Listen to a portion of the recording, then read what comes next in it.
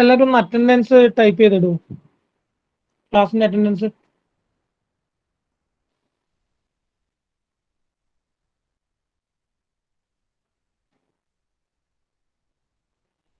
ഇതിന്റെ കമന്റ് ബോക്സിൽ നിഷാഖ് ചെയ്തു, വേറെ ആരും ചെയ്തിട്ടാണെന്നില്ല.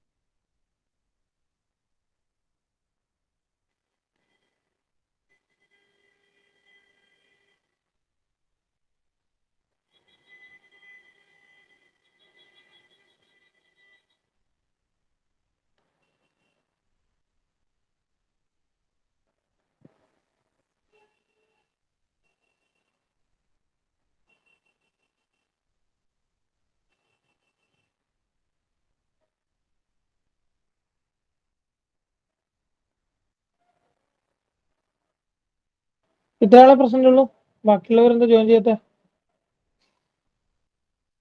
പ്രസന്റ് ആയവർ നമ്പർ വായിക്കാം. 1, 5, 10, 11, 14, 17, 18, 22. വേറെ ആരെങ്കിലും ജോയിൻ?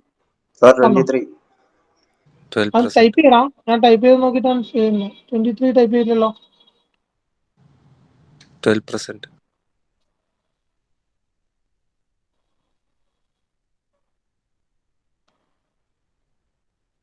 ഓക്കെ,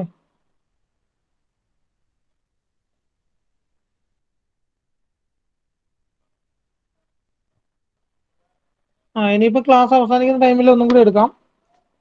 നമുക്ക് നേരെ പ്രസന്റേഷനിലേക്ക് പോകാം. ഒറ്റ മിനിറ്റ്.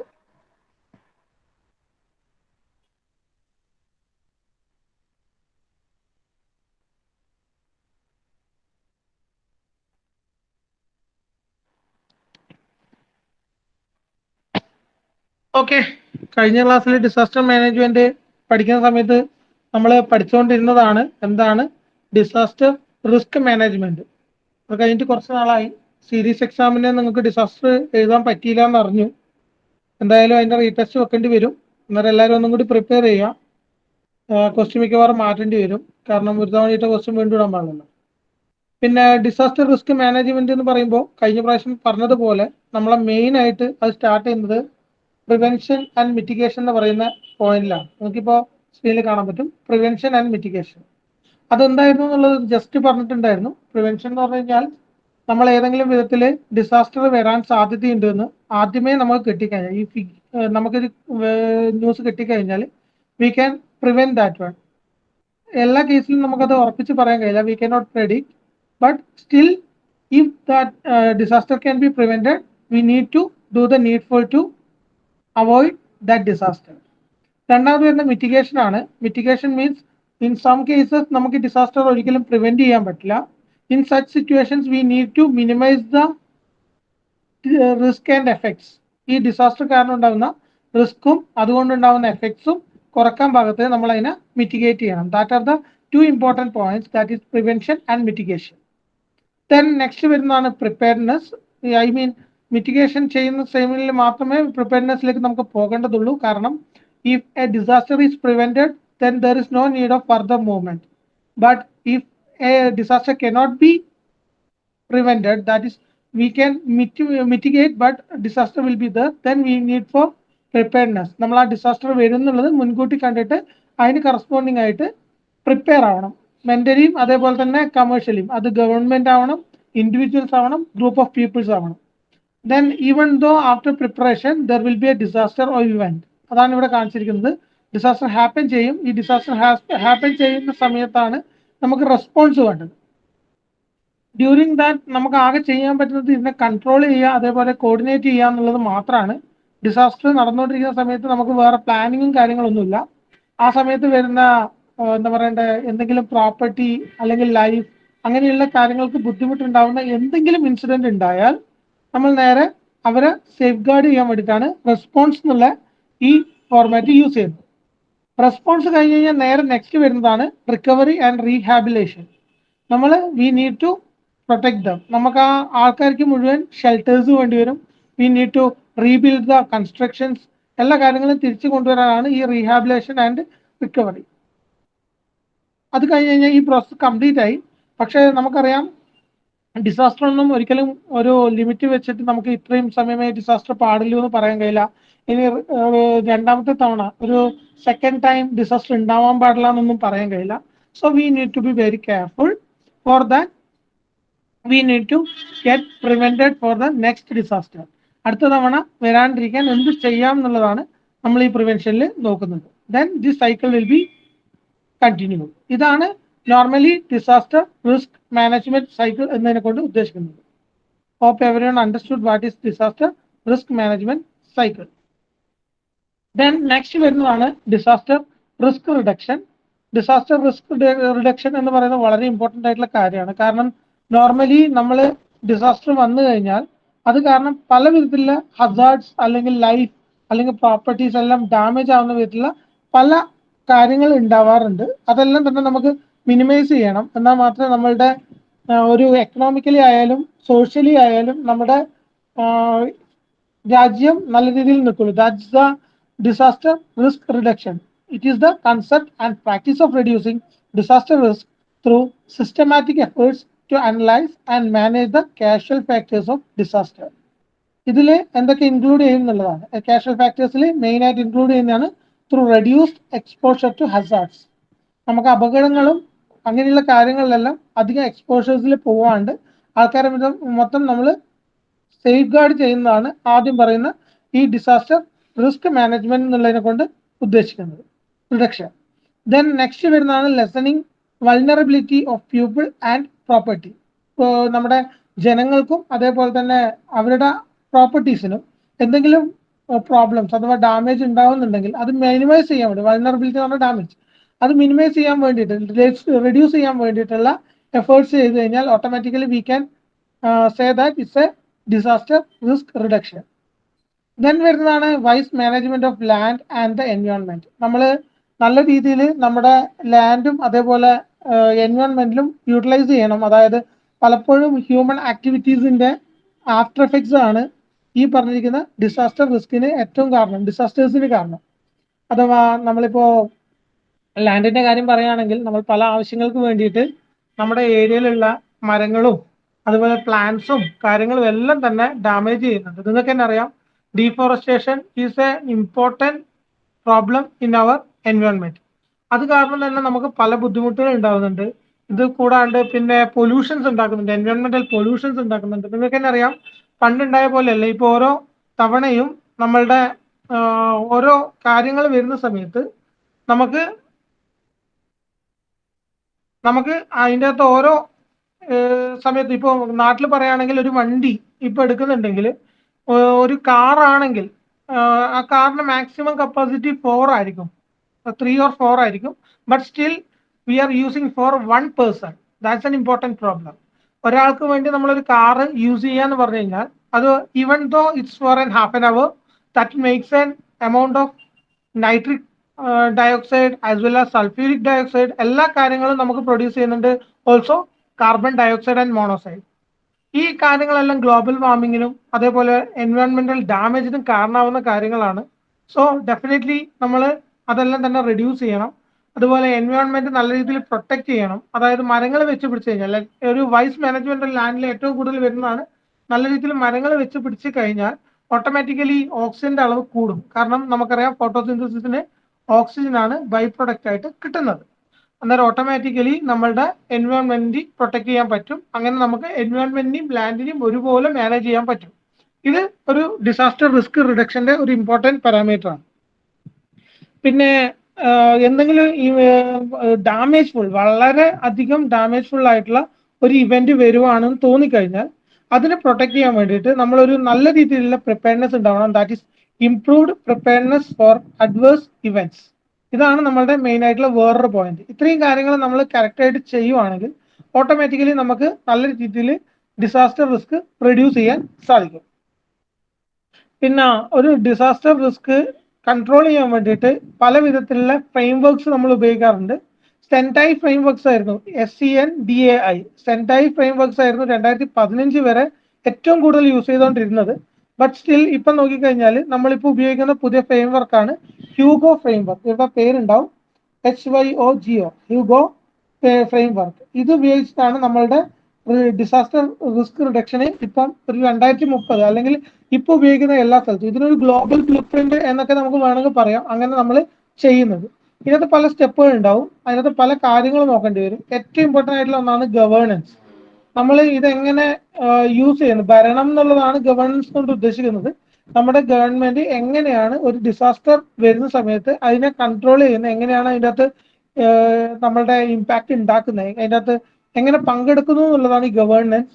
അത് നല്ല രീതിയിൽ നമ്മൾ ചെയ്യേണ്ടി വരും. കാരണം ഈ സ്റ്റേജിലാണ് നമ്മൾ എവിടെയെങ്കിലും ഡിസാസ്റ്റേഴ്സ് വരാൻ സാധ്യതയുണ്ടോ, ഐഡന്റിഫിക്കേഷൻ, അതേപോലെ അതിൻ്റെ ആഫ്റ്റർ എഫക്ട്സ് എന്തൊക്കെയായിരിക്കും, ഇതെല്ലാ കാര്യങ്ങളും നമ്മൾ നല്ല രീതിയിൽ മനസ്സിലാക്കി എടുക്കുന്നത് പ്ലാനിങ് ഏരിയ ആയിട്ടുള്ള ഈ ഗവേണൻസ് എന്നുള്ള സ്റ്റൈലിലായിരിക്കും.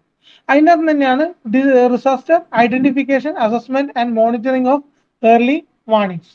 നമ്മൾ ഈ ഗവൺമെന്റ് ഈ കാര്യങ്ങളൊക്കെ പ്ലാൻ ചെയ്യണം എന്ന് പറഞ്ഞു കഴിഞ്ഞാൽ ഡിസാസ്റ്റർ ഐഡന്റിഫൈ ചെയ്യാൻ നമുക്ക് ഓട്ടോമാറ്റിക്കലി പറ്റും. ആ ഐഡന്റിഫൈ ചെയ്ത് കഴിഞ്ഞാൽ അതിന്റെ ആഫ്റ്റർ എഫക്ട്സ് എന്തൊക്കെയാണെന്ന് വി ക്യാൻ അനലൈസ് അഥവാ അസസ് ചെയ്യാൻ പറ്റും. അത് കഴിഞ്ഞ് കഴിഞ്ഞാൽ മോണിറ്ററിങ്ങും ചെയ്യാം. അതേപോലെ തന്നെ ജനങ്ങൾക്ക് ഇപ്പോൾ ഫ്ലഡിന്റെ കേസ് നമുക്കറിയാം, കേരളത്തിൽ ഫ്ലഡിന്റെ കേസിൽ പലപ്പോഴും ഡാം ഒരു സ്പോണ്ടേനിയസ് ആയിട്ട് ഓപ്പൺ ചെയ്യേണ്ടി വന്നിട്ടുണ്ട്. In such cases we can give early warnings. That's different colours are the yellow warning, orange warning and red warning. അത് അക്കോർഡിംഗ് ടു എത്രയാണ് അതിന്റെ ആഫ്റ്റർ എഫക്ട് ഉണ്ടാവുക അസസ് ചെയ്തിട്ട് കണ്ടുപിടിക്കുന്ന അനുസരിച്ചിട്ടാണ് നമ്മൾ ഈ ഏർലി വാർണിംഗ്സ് കൊടുക്കുന്നത്.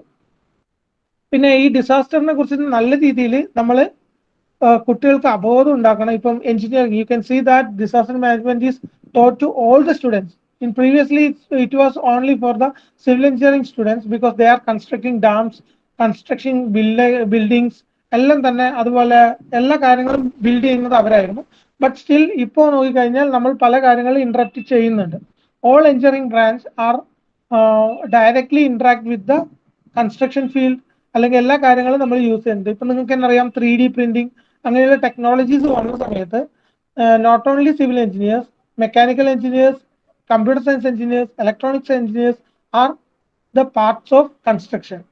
സോ നമുക്ക് എല്ലാവർക്കും ഇത് പഠിക്കേണ്ട മാൻഡറ്ററി ആണ്. അതുകൊണ്ടാണ് നമ്മുടെ സിലബസിൽ ഇങ്ങനെ ഒരു സബ്ജക്റ്റ് ആഡ് ചെയ്തിരിക്കുന്നത്.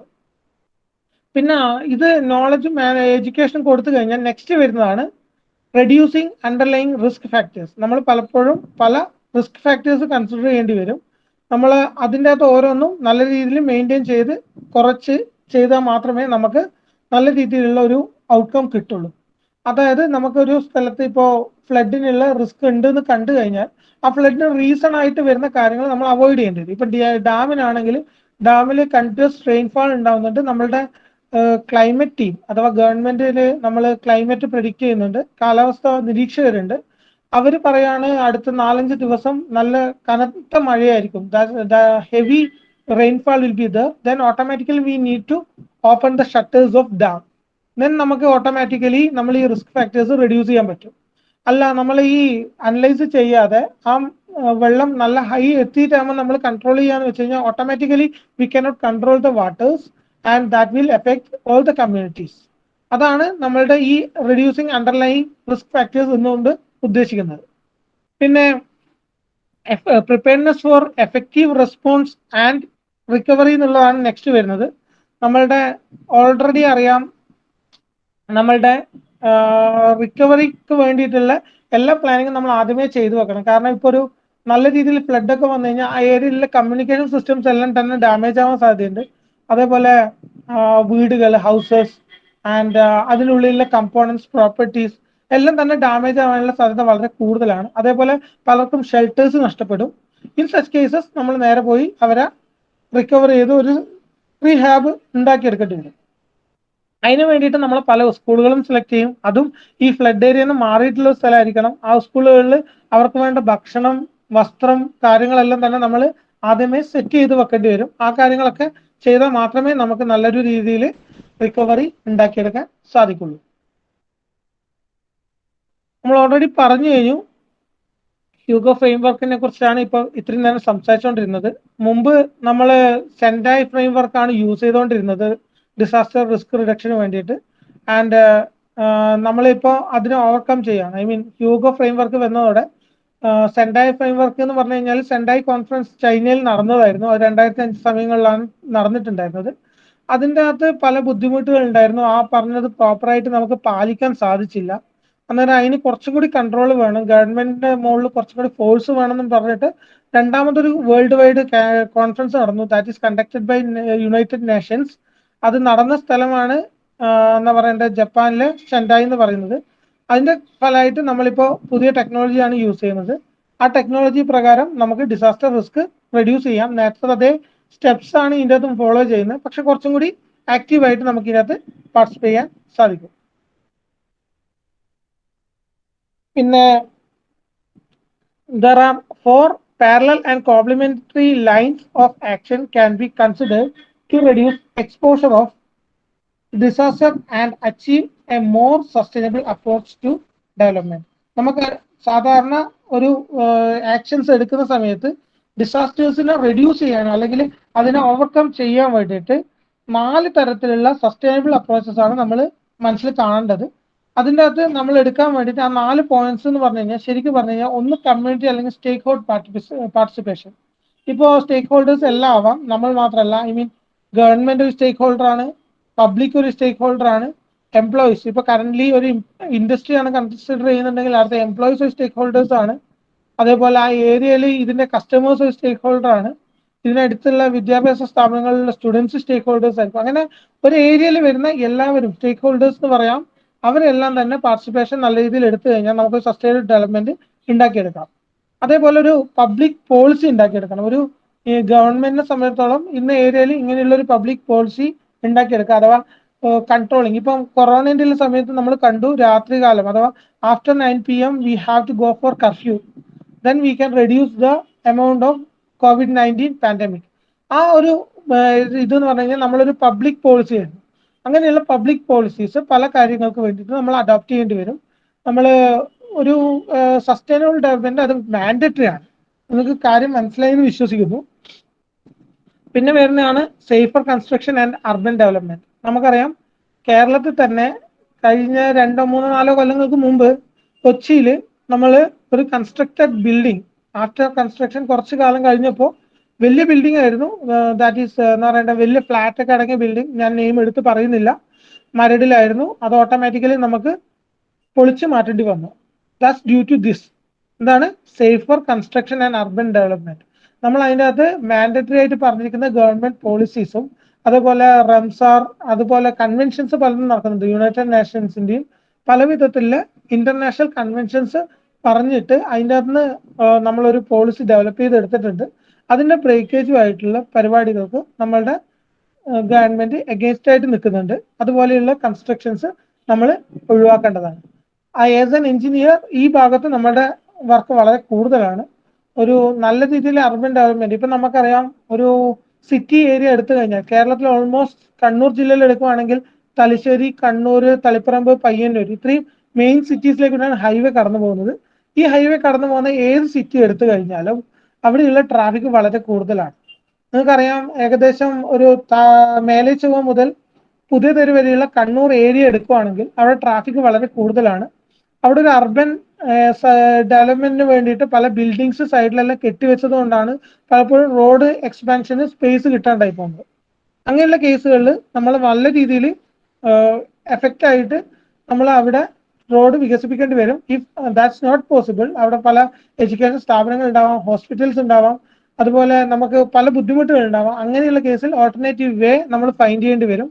അങ്ങനെയൊക്കെയാണ് നമ്മൾ safer construction and urban development സാധ്യമാക്കുന്നത്. പിന്നെയാണ് development of culture of prevention. നമ്മൾ എല്ലാവരെയും നല്ല രീതിയിൽ എഡ്യൂക്കേറ്റ് ചെയ്യണം, മാനേജ് ചെയ്യണം. ഇപ്പൊ എല്ലാവരും, ഇപ്പൊ നിങ്ങളോട് ഞാൻ പറയാണ്, ഒരു ഡിസാസ്റ്റർ പ്രിവെന്റ് ചെയ്യാൻ എന്തെങ്കിലും സാധ്യത ഉണ്ടെങ്കിൽ അതിനെക്കുറിച്ച് നല്ല രീതിയിൽ അനലൈസ് ചെയ്യാൻ പാകത്തിനുള്ള കേപ്പബിലിറ്റീസ് നമുക്ക് ഉണ്ടായിരിക്കണം. അതാണ് ശരിക്കും പറഞ്ഞു കഴിഞ്ഞാൽ എല്ലാവർക്കും ഒരു കൾച്ചർ ഡെവലപ്പ് ചെയ്യുക, പ്രിവെൻഷൻ എന്നുള്ള ഒരു കൾച്ചർ ഡെവലപ്മെന്റ് ചെയ്യുക. പലപ്പോഴും നമ്മളിത് പറയുമെങ്കിലും അതാരും പ്രാവർത്തികമാക്കാറില്ല. ഇപ്പോ prevention is better than cure എന്നുള്ളത് ചെറുപ്പം മുതൽ നമ്മൾ പഠിച്ചു വരുന്നതാണ്. Still we are not following it. ഇപ്പൊ ഒരു ടൂ വീലർ എടുത്ത് പോകുന്ന സമയത്ത് കറന്റ് പോലീസിനെ പേടിക്കാണ്ട് ഇരിക്കാൻ വേണ്ടി ഹെൽമെറ്റ് ഇടുന്നുണ്ടാവും. പക്ഷെ സേഫ് ഗാർഡ് ആവാൻ ഹെൽമെറ്റ് ഉപയോഗിക്കുന്നവരുടെ എണ്ണം എനിക്ക് തോന്നുന്നു യൂത്തിന്റെ ഇടയിൽ പകുതിയായിരിക്കും. കാരണം നമുക്കറിയാം helmet is mandatory, that saves us, but still we are not following those rules. അതാണ് വേറൊരു പ്രശ്നം. ആ കൾച്ചർ നമ്മൾ ഉണ്ടാക്കിയെടുക്കണം. നമ്മളുടെ കൂടിയുള്ള ഫ്രണ്ട്സ് ആരെങ്കിലും എന്താ പറയണ്ടേ ഹെൽമെറ്റ് ഇടാണ്ട് ഒരാൾ പോകുന്നുണ്ടെങ്കിൽ you should guide them that it is mandatory to drive a vehicle, helmet is mandatory to drive a vehicle. ആ കാര്യം അവർക്ക് പറയണം. അതുപോലെ സീറ്റ് ബെൽറ്റ് കാര്യങ്ങളൊക്കെ. ഇത് നിങ്ങൾക്ക് ഈ ചെറിയ എഞ്ചിനീയറിംഗ് പഠിക്കുന്ന കാലത്ത് ചെയ്യാൻ പറ്റുന്ന ചെറിയ ചെറിയ പോയിന്റ്സ്. ഇത് കൂടാണ്ട് ഓരോ നാട്ടിലും പല പ്രോബ്ലംസ് നമുക്ക് ഡയറക്റ്റ്ലി പ്രിവെന്റ് ചെയ്യാം. ഇപ്പോ കൺസ്ട്രക്ഷൻസ് അലൗ ചെയ്യാത്ത ഏരിയാസിൽ പല കൺസ്ട്രക്ഷൻസും വരുന്നുണ്ടാവും. ഗവൺമെന്റിന് കനത്ത രീതിയിൽ ഇടപെടാൻ പറ്റുന്നില്ലെങ്കിലും നമ്മൾക്ക് അവിടെ കൺസ്ട്രക്ഷൻസ് വരാണ്ട് ശ്രദ്ധിക്കാൻ പലതും ചെയ്യാൻ സാധിക്കും ആസ് എ പബ്ലിക് പേഴ്സൺ. അങ്ങനെയുള്ള കാര്യങ്ങൾക്കൊക്കെ ഗവൺമെന്റിനെ ഹെൽപ്പ് ചെയ്യാം. പിന്നെ ഒരു ഡിസാസ്റ്റർ വരുന്ന പ്രീവിയസ് ആയിട്ട് നമുക്കൊരു മെസ്സേജ് കിട്ടിക്കഴിഞ്ഞാൽ അവിടെ പോയിട്ട് പ്രിപ്പയർനെസ്സിന് വേണ്ടിയിട്ട് ഹെൽപ്പ് ചെയ്യാം. അങ്ങനെയുള്ള കാര്യങ്ങളൊക്കെയാണ് നമുക്ക് മെയിൻലി ചെയ്യാൻ സാധിക്കുന്നത്. ഇനി ഡിസാസ്റ്റർ പ്രിവെൻഷൻ എന്നുള്ളത് എന്താണെന്നുള്ളതാണ്. There is a definition for disaster prevention. That is disaster prevention is defined as those activities taken to prevent natural phenomenon on potential hazard from having harmful effects on either people or economic assets. ഇതിനെയാണ് നമ്മൾ ശരിക്ക് disaster prevention എന്നതിനെ കൊണ്ട് ഉദ്ദേശിക്കുന്നത്. നമ്മളുടെ ഒരു disaster വരുന്നത് നമുക്ക് ഒഴിവാക്കാൻ, നാച്ചുറൽ ഡിസാസ്റ്റർ വരുന്നത് ഒഴിവാക്കാൻ വേണ്ടിയിട്ട് നമുക്ക് എന്തൊക്കെ ചെയ്യാൻ പറ്റും, അതിനു വേണ്ടി ചെയ്യുന്ന എല്ലാ ആക്ടിവിറ്റീസിനെയും ക്യുമുലേറ്റീവ് ആയിട്ട് നമുക്ക് ഡിസാസ്റ്റർ പ്രിവെൻഷൻ എന്ന് പറയാം. പിന്നെ ഇതിന്റെ ഒരു മെയിൻ ആയിട്ട് ഒന്നും കൂടി പറഞ്ഞു കഴിഞ്ഞാൽ this is the elimination of root causes for making people vulnerable to disaster. ഡിസാസ്റ്ററിന് കാരണം പീപ്പിൾ വൾനറബിലിറ്റി അവോയ്ഡ് ചെയ്യാൻ വേണ്ടിയിട്ട് അഥവാ ഒഴിവാക്കാൻ വേണ്ടിയിട്ട് നമ്മൾ റൂട്ട് കോസസിൽ ചെയ്യുന്ന കാര്യങ്ങൾക്ക് പറയുന്ന പേരാണ് ഡിസാസ്റ്റർ പ്രിവെൻഷൻ. ഇത്രയും കാര്യങ്ങൾ നല്ല രീതിയിൽ ഓർത്ത് വെക്കുക. ഇത് വീണ്ടും ഞാൻ ആവർത്തിക്കുന്നില്ല ഡിസാസ്റ്റർ പ്രിവെൻഷൻ എന്നുള്ളത്. പിന്നെ ഡിസാസ്റ്റർ പ്രിവെൻഷൻ ചെയ്യാൻ വേണ്ടിയിട്ട് നമ്മളൊരു പ്രൈമറി പ്ലാനിങ് മാൻഡേറ്ററി ആണ്. കാരണം പ്രിവെന്റ് ചെയ്യുന്ന സമയത്ത് നമ്മൾ പ്ലാൻ ചെയ്യണം. നിങ്ങൾക്ക് ഇപ്പോൾ ക്ലാസ് തുടങ്ങുന്നതിന് മുമ്പ് KT നിങ്ങൾക്ക് അക്കാദമിക് കലണ്ടർ റിലീസ് ചെയ്യുന്നുണ്ട്. That's a planning method. അതായത് you will get all the details regarding this academics before you are going to the college. ഇപ്പൊ still saint Thomas college of engineering and ടെക്നോളജിക്ക് അതിൻ്റെതായ academic calendar ഉണ്ട്. We can follow all those activities during this semesters. അതിനകത്ത് sports day ഉണ്ടാവും, arts ഉണ്ടാവും, election ഉണ്ടാവും, പല കാര്യങ്ങളുണ്ടാവും. അതെല്ലാം കറക്റ്റായിട്ട് ഫോളോ ചെയ്യുന്ന ഒരു മെത്തേഡ് അഥവാ അക്കാദമിക്സ് ഉണ്ടാവും. എല്ലാ കാര്യങ്ങളും ഫോളോ ചെയ്യുന്ന ഒരു പ്രോപ്പർ പ്ലാനിങ് അത്യാവശ്യമാണ്. ആ പ്രോപ്പർ പ്ലാനിങ് ചെയ്യുന്ന സമയത്ത് രണ്ട് ഇഷ്യൂസിൽ നമ്മൾ വളരെ ഫോക്കസ്ഡ് ആയിരിക്കണം. That is first one, Hazard identification. നമ്മളൊരു ഡിസാസ്റ്റർ, ഇപ്പൊ നമ്മൾ ഒരു നേരത്തെ പറഞ്ഞത് KTUവിന്റെ കേസ് ആണെങ്കിൽ നമ്മളിപ്പോൾ ഒരു ഡിസാസ്റ്ററിലേക്ക്, ഞാൻ എക്സാമ്പിൾ പറഞ്ഞാണ് KTU, അതേപോലെ ഡിസാസ്റ്ററിന്റെ കേസ് വരുവാണെങ്കിൽ അതിന്റെ ഹസാർഡ് എത്ര ഉണ്ടാവും എന്നുള്ളത് ആദ്യം നമ്മൾ ഐഡന്റിഫൈ ചെയ്യണം. ആ ഐഡന്റിഫൈ ചെയ്യാൻ പല മെത്തേഡ്സ് ഉണ്ടാവും. കാരണം അവിടെ ഉണ്ടായിരുന്ന ആൾക്കാരോടൊരു ഫീഡ്ബാക്ക് സിസ്റ്റം എടുക്കാം. അതേപോലെ അവിടെ ഏരിയന്റെ ഓവറോൾ കൺസ്ട്രക്ഷൻ എങ്ങനെയാണ്, അതിന്റെ combination of materials inside the earth എന്താണെന്നുള്ള സാറ്റലൈറ്റ് കമ്മ്യൂണിക്കേഷൻ വെച്ച് നമുക്ക് മനസ്സിലാക്കാം. അവിടെ റെയിൻ അല്ലെങ്കിൽ ക്ലൈമറ്റ് എന്തെങ്കിലും ചേഞ്ചിനുള്ള കാര്യങ്ങൾ ഉണ്ടോ എന്നുള്ളത് കണ്ടിന്യൂസ്ലി ഇവാലുവേറ്റ് ചെയ്യാം. അതേപോലെ ഇതിന്റെ ആഫ്റ്റർ എഫക്റ്റ് ആയിട്ട് എന്തൊക്കെ കാര്യങ്ങളാണ് കമ്മ്യൂണിറ്റിയിൽ എഫക്റ്റ് ഉണ്ടാവുക എന്നുള്ളതെല്ലാം തന്നെ ഹസാർഡ് ഐഡന്റിഫിക്കേഷനിൽ നമുക്ക് ഫൈൻഡ് ചെയ്യാൻ പറ്റും. അത് കൂടാണ്ട് നെക്സ്റ്റ് വരുന്നതാണ് വൾനറബിലിറ്റി അസസ്മെന്റ് അഥവാ ഈ ഡിസാസ്റ്റർ റിസ്ക് എന്നുള്ളത് ഉദ്ദേശിക്കുന്നത് evaluating the risk and capacity of community to handle the consequence of disaster. അതാണ് രണ്ടാമത്തെ പോയിന്റ് എന്ന് പറയുന്നത്. ഈ രണ്ട് കാര്യങ്ങൾക്കും നല്ല പ്രയോറിറ്റി കൊടുത്ത് അത് നല്ല രീതിയിൽ അവോയ്ഡ് ചെയ്യാൻ പറ്റുന്നുണ്ടെങ്കിൽ നമുക്ക് നല്ല രീതിയിലുള്ള ഒരു അപ്രോപ്രിയേറ്റ് ആയിട്ടുള്ള prevention strategy can be adopted. നമുക്ക് വേണമെങ്കിൽ ഡിസാസ്റ്റർ വരാണ്ടിരിക്കാൻ നോക്കാം. ഇപ്പോ നമ്മുടെ നാടുകളിൽ കണ്ടിട്ടുണ്ടാവും, പലപ്പോഴും നമ്മുടെ സിറ്റീസിൽ ഒരു നല്ല മഴ പെയ്തു കഴിഞ്ഞാൽ, ചെന്നൈ മുംബൈ പോലെയുള്ള സിറ്റീസ് ആണ് ഞാൻ ഉദ്ദേശിച്ചത്, അവിടെ ഓട്ടോമാറ്റിക്കലി ഡ്രെയിനേജ് സിസ്റ്റം പ്രോപ്പർ അല്ലാത്തത് കൊണ്ട് തന്നെ വാട്ടർ പെട്ടെന്ന് റൈസ് ആവും. അവർ പലപ്പോഴും ഇത് സംഭവിച്ചുകൊണ്ടിരിക്കുന്നതാണ്. അത് ഒഴിവാക്കാൻ വേണ്ടിയിട്ട് നമ്മൾ സ്റ്റെപ്സ് എടുക്കേണ്ടി വരും. ഇപ്പൊ എക്സാമ്പിൾ പറയുകയാണെങ്കിൽ ഡ്രെയിനേജ് സിസ്റ്റം നല്ല പ്രോപ്പറായിട്ട് മെയിൻറ്റെയിൻ ചെയ്യാം, ക്ലീനിങ്ങിന് സ്റ്റാഫ്സിന് അലോട്ട് ചെയ്യാം, അതേപോലെ എപ്പോഴെങ്കിലും ഒരു ചെറിയൊരു വെള്ളം റൈസ് അല്ലെങ്കിൽ മഴ വരുന്ന സമയത്ത് ഒരു മെയിൻ്റെനൻസ് ചെക്ക് ചെയ്യാം, ഇന്ന സ്ഥലത്തെല്ലാം പ്രോപ്പർ അല്ലേ എന്ന് ചെക്ക് ചെയ്യാം. ഇതൊക്കെ ചെയ്തിട്ടാണ് നോർമലി നമ്മൾ ഈ പ്രോസസ്സ് എല്ലാം തന്നെ അവോയ്ഡ് ചെയ്യുന്നത് അഥവാ പ്രോപ്പർ പ്ലാൻ ചെയ്യുന്നത്. പിന്നെ രണ്ട് വിധത്തിലുള്ള ഡിസാസ്റ്റർ പ്രിവെൻഷൻസ് ആണ് നമ്മൾ ആദ്യമേ കൈക്കൊള്ളുക. അതിനെ നമുക്ക് ഒന്ന് പ്രൈമറി പ്രിവെൻഷൻ എന്നും രണ്ടാമത്തേന് സെക്കൻഡറി പ്രിവെൻഷൻ എന്നും പറയാൻ പറ്റും. ഓക്കെ, പ്രൈമറി പ്രിവെൻഷൻ എന്ന് പറയുമ്പോൾ ശരിക്കും പറഞ്ഞു കഴിഞ്ഞാൽ നമുക്ക് ഡയറക്റ്റ് ആയിട്ട് അവോയ്ഡ് ചെയ്യാൻ പറ്റുന്ന കാര്യങ്ങളാണ്. ഇപ്പോൾ ഓവർ ക്രൗഡിങ് വരുന്നുണ്ടെങ്കിൽ ഇപ്പം പല കാര്യങ്ങൾക്ക് ഇപ്പോൾ ഒരു ഏരിയയിൽ കുറേ ആൾക്കാർ ഒന്നിച്ച് താമസിക്കുക, അവിടെ ഡിസാസ്റ്റർ വന്നു കഴിഞ്ഞാൽ ഓട്ടോമാറ്റിക്കലി വൾനറബിലിറ്റി കൂടുതലായിരിക്കും, ആൾക്കാർക്കും പ്രോപ്പർട്ടീസിനും ഡാമേജ് ഉണ്ടാവും. അന്നേരം സച്ച് കേസസിൽ നമുക്ക് ഓവർ ക്രൗഡിങ് ഒഴിവാക്കാം. പിന്നൊന്ന് ലാൻഡ് കൺസം ഞാൻ പറഞ്ഞിട്ടുണ്ടായിരുന്നു, ഡീഫോറസ്റ്റേഷൻ ഒഴിവാക്കാൻ പറ്റുന്ന ഒരു കേസാണ്. അതേപോലെ ഡ്രെയിനേജ് സിസ്റ്റം അങ്ങനെ ചോക്ഡ് സിസ്റ്റംസ് ഒക്കെ നല്ല രീതിയിൽ മെയിൻറ്റെയിൻ ചെയ്തെടുക്കാം. അതുപോലെ നല്ല പ്രോപ്പർ സർവീസ് എല്ലാവർക്കും ഉണ്ടാക്കിയെടുക്കാൻ നമുക്ക് സാധിക്കും. ഇത്രയും കാര്യങ്ങളാണ് പ്രൈമറി എന്നതിനെ കൊണ്ട് ഉദ്ദേശിക്കുന്നത്. സെക്കൻഡറി എന്ന് പറഞ്ഞു കഴിഞ്ഞാൽ ഡിസാസ്റ്റർ കാരണം ഡയറക്റ്റ്ലി ഉണ്ടാവുന്നതല്ല, അതിനുശേഷം ഉണ്ടാകുന്ന ആഫ്റ്റർ എഫക്റ്റ് കാരണം. ഇപ്പോൾ ഒരു ഡിസാസ്റ്റർ കാരണം കുറെ പേർക്ക് ഷെൽട്ടർ നഷ്ടപ്പെട്ടു, കുറെ ഫ്ലഡ് എല്ലാം കാരണമാണെങ്കിൽ അവിടെ പല വിധത്തിലുള്ള ഇമ്മ്യൂണിറ്റി പല രോഗങ്ങൾ വരും. അങ്ങനെയുള്ള കാര്യങ്ങളിലെല്ലാം പ്രൊട്ടക്ട് ചെയ്യാൻ വേണ്ടിയിട്ടുള്ളതാണ് ഈ സെക്കൻഡറി പ്രിവെൻഷൻ എന്നുള്ളതിനെ കൊണ്ട് ഉദ്ദേശിക്കുന്നത്. അതിനു വേണ്ടിയിട്ട് നമ്മൾ പോപ്പുലേഷൻ ആയിട്ടുള്ള ആൾക്കാരെ മാറ്റിപ്രാപിക്കാൻ വേണ്ടിയിട്ടുള്ള അലേർട്സ് ആദ്യമേ കറക്റ്റ് ഏർലി വാർണിങ്സ് നമ്മൾ പ്രോപ്പറായിട്ട് കൊടുക്കാം. അതേപോലെ കറക്റ്റായിട്ട് ഇമ്മ്യൂണൈസേഷൻ എല്ലാം ചെയ്യാൻ വേണ്ടിയിട്ട് ഇപ്പോൾ കൊറോണൻ്റെ സമയത്ത് നിങ്ങൾ കണ്ടിട്ടുണ്ടാവും, വാക്സിനേഷൻ എല്ലാം നമ്മൾ സ്റ്റാർട്ട് ചെയ്തിട്ടുണ്ടായിരുന്നു. ഇതിൻ്റെ എഫക്റ്റ് ഭാവിയിൽ ഉണ്ടാവാണ്ടിരിക്കാനാണ് വാക്സിനേഷനിലേക്ക് നമ്മൾ പോകുന്നത്.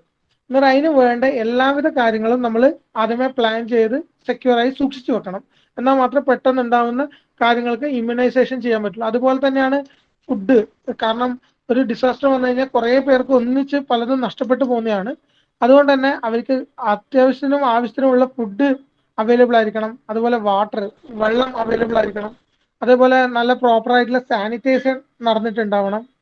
അതുപോലെ നല്ലൊരു ഹെൽത്ത് കെയറും അവർക്ക് കിട്ടിയിട്ടുണ്ടാവണം. ഇത്രയും കാര്യങ്ങളാണ് ശരിക്കും നമ്മൾ പ്ലാൻ ചെയ്യേണ്ടത്. ഇങ്ങനെയുള്ള കാര്യങ്ങൾക്ക് സെക്കൻഡറി പ്രിവെൻഷൻ എന്ന് പറയും. ആദ്യത്തെ ഡയറക്റ്റ് ആയിട്ട് ഡിസാസ്റ്റർ കാരണം ഉണ്ടാകുന്ന പ്രശ്നങ്ങൾ ഒഴിവാക്കാൻ വേണ്ടിയിട്ട് നമ്മൾ പ്രിവെന്റ് ചെയ്യുന്നത് പ്രൈമറി പ്രിവെൻഷൻ. പിന്നെ വരുന്നത് എഫക്റ്റ് ഉണ്ടായതിനു ശേഷം അവരെ പ്രൊട്ടക്ട് ചെയ്യാൻ വേണ്ടിയിട്ട് നമ്മൾ പ്ലാൻ ചെയ്യുന്ന എല്ലാം തന്നെ സെക്കൻഡറി പ്രിവെൻഷൻ എന്നുള്ളതാണ്.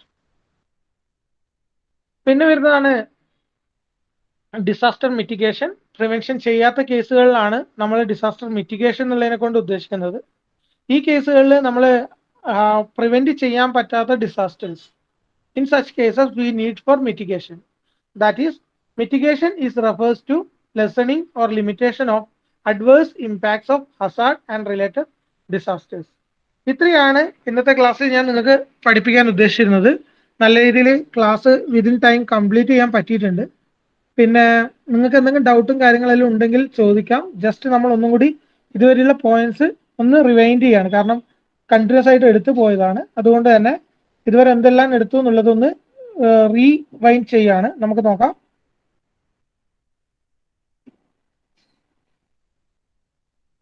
ആദ്യം നമ്മൾ പറഞ്ഞിട്ടുണ്ടായിരുന്നത് ഡിസാസ്റ്റർ റിസ്ക് മാനേജ്മെന്റ് സൈക്കിളിനെ കുറിച്ചിട്ടായിരുന്നു. അത് ഓൾറെഡി കഴിഞ്ഞ ക്ലാസ്സിലും നമ്മൾ ഇവിടെ വെച്ചാണ് നിർത്തിയത്.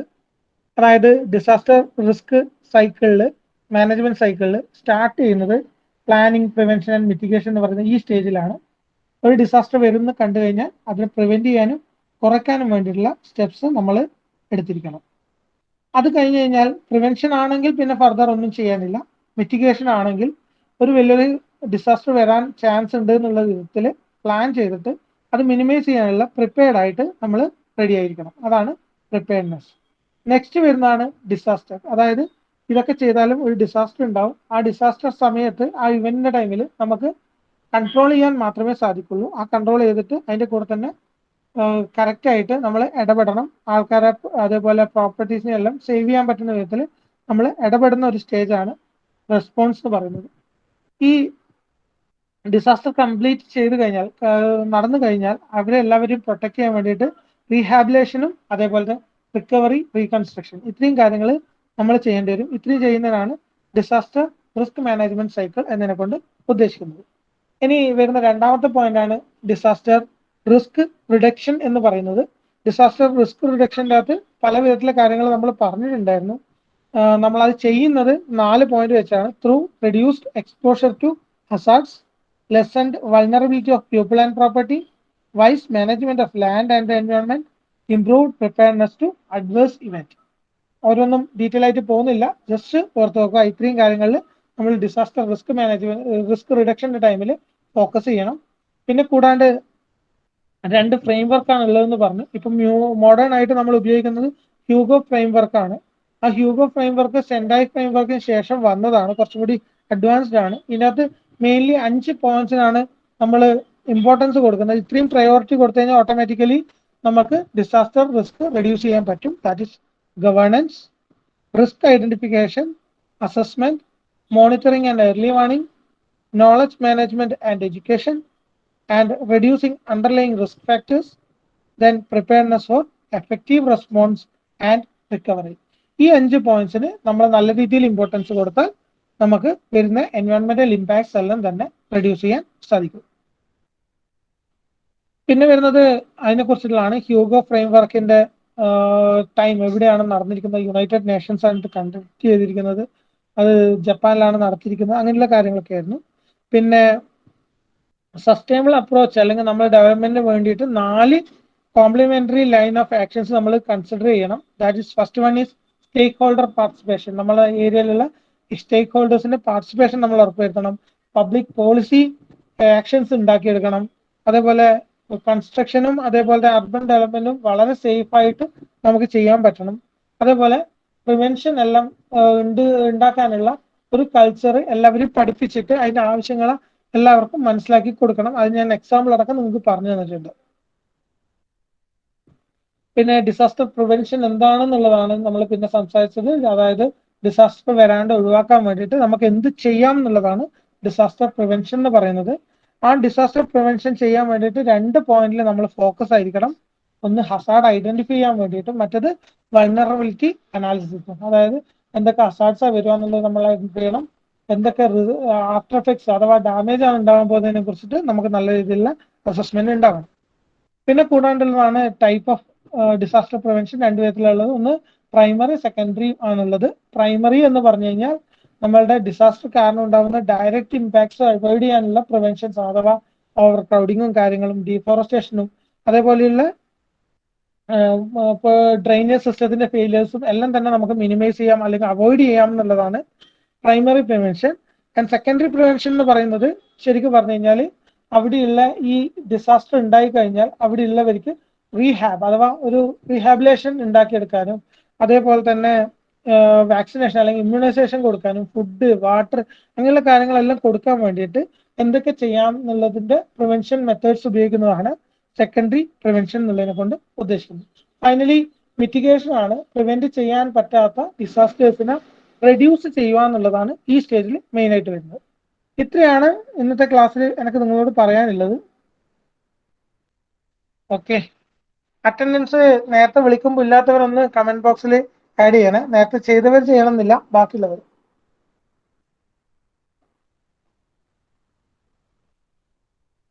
ആരെങ്കൊണ്ടാ? നമ്പർ 4 4%, 8, 9, 3, 24%, പിന്നെ 15%. Sir, 3 3 ആഡ് ചെയ്തോ? ഓക്കെ, ദെൻ 18 നേരത്തെ പെർസെന്റ് പറഞ്ഞതാണ്. 19%. ആബ്സെന്റീസ് വായിക്കണോ? 2, 7, 13, 16, 20. ഇതിനകത്ത് ആരും കൊണ്ടെങ്കിൽ പറയാം. 2, 7, 20 ഉണ്ടോ? 20 ഉണ്ടോ? 20%. ആരാണ്? സൗരവാ? സൗരവ്. ഓക്കെ. 2 ഉണ്ടോ? ഇല്ലല്ലോ.